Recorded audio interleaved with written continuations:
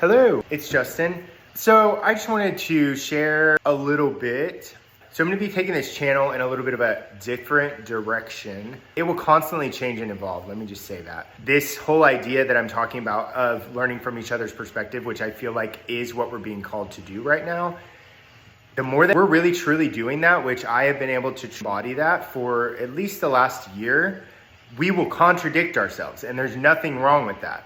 The more that I've learned to love and accept every single part of myself and every place I was at in my journey, the more I can do that, I can hold space for other people that are also going through that same thing and realize that life is a paradox and it's just crazy in so many ways.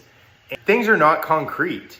And so this is going to change and evolve, and I think it should. I believe we are being called to change and evolve in pretty much all of our systems right now. And we've been grasping and holding on to something old for a long time that it's time to discard. All the darkness is coming to the light right now, and I'm eternally grateful for that. I see big shifts happening. So one thing that I have a lot of experience in, and that I will be talking a lot about on this channel, is my experience in healing from addiction.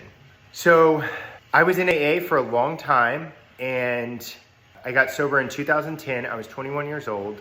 I was Texas. There's a lot of very militant recovery, and I threw myself into that. I picked the meanest, baddest sponsors because I thought that's what I needed, and it's not what I needed. Actually, you know what?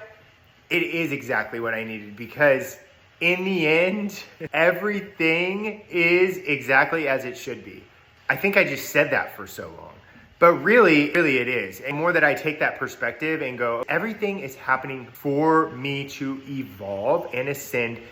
As long as I take that perspective and know that this is the way I see it, is I am able to observe my life and see myself. The way that works for me is like this little avatar, this character that I believe I picked. And my point being that at first, that really rigid way of thinking really worked. You have to do X, Y, and Z to continue staying sober. And I was like the guy that did all of it. Which shows me that it can become a very mind-dominated thing, which the ego lives in the mind. So I was driven by fear constantly, fear of relapse. So I never missed my meditation. I never missed my prayer, on my knees every morning, every night, doing my nightly reviews, doing all of the things that I was supposed to be doing, H&I commitments. I went to the same H&I commitment every week. I never missed, and working with sponsees, rebuilding my external world. And it's so easy to get caught in this game because I believe there is a lot of pure teachings in AA, but we live in a society that was built on ego and darkness in a lot of ways, and selfishness. And what I found through my own process of healing is I thought I was selfish for so long as a drug addict. And then it even extended to, we're just inherently selfish as the human race. And the more I woke up, I realized that is not true. Yes, we operate in a selfish way, but the more I woke up to my truth and realized, oh my gosh, no, we're born perfect and connected, and we want to help. We want to connect. An example is I've looked at some of the darkest people in this world, especially in treatment. I've been to a treatment a lot of times, and you get to connect with a lot of different people from a lot of different walks of life. Some of the people that you would think, oh my gosh, these people are dark, they're whatever. Let somebody in the room have been there where somebody starts to have a seizure, or somebody's grabbing their heart and they think they're having a heart attack. And I swear, it's like the darkest ones are the first ones up to go help that person. And that is our natural state of being. We have just been conditioned to operate in this other way. So for me, at 3 years sober, I had everything.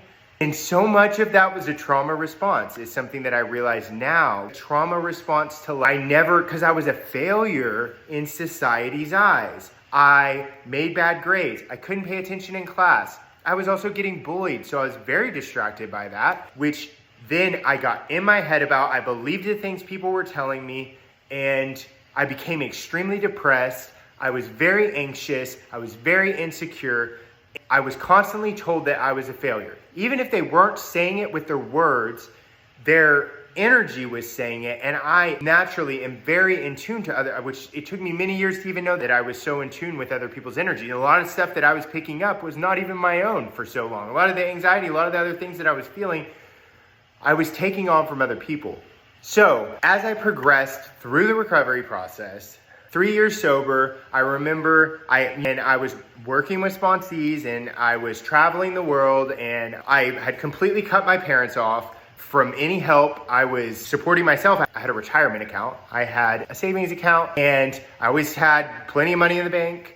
And I was beyond comfortable. I had a very nice car, I had a very nice apartment, and I remember being in that very nice apartment thinking that moment of, oh, I made it, and I was just trying to prove myself. I think it's very easy to get into this mode of, in recovery, trying to prove ourselves because society said we were a failure. And I just want to bring a new perspective to this, because I would never in a million years be who I am today had I not walked through that darkness. And had I not also, after 7 years sober, had I not relapsed and walked through 7 years of hell, I wouldn't have had the awakening experience that I had. So I just want to bring a new perspective to what it means to be an addict. And so this channel is going to be shifting a little bit. This is the thing, and making this video, I could just tell, this is the thing that I feel most passionate about. And I feel like it's the thing that the universe or God or whatever wants me to do. I believe it is what I came here to do. And I had to walk through a lot of things in order to be in the place that I'm in today, talk about this.